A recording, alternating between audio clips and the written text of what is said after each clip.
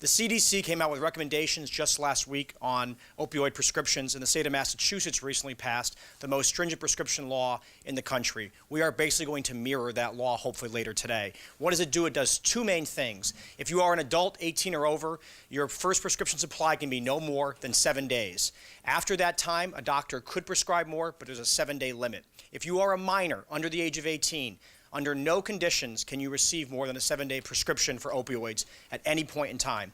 Why do we bring this up? If you get your wisdom teeth out, for example, sometimes you get 14 days. No longer can that happen. You will just get 7 days if you're a minor. However, we do build in exceptions. We do allow doctors, based upon chronic conditions, palliative care, and their medical judgment to override that. But by and large, in Connecticut, we're making a brand new policy. 7 days for adults, 7 days for minors, and we think that's going to make a huge difference going forward. Here's what we're saying. No more than 7-day supplies for any minor under the age of 18 at any given time of an opioid. And for adults, the first time for an outpatient surgery, the supply is limited to 7 days. Why is that so important? 55% of people who become addicted to painkillers or opioids, the first time they get it is from a friend. And oftentimes it's medicine left in the medicine cabinet. You forget about it, you get your wisdom teeth out, you get a supply you don't need, and it just sits there.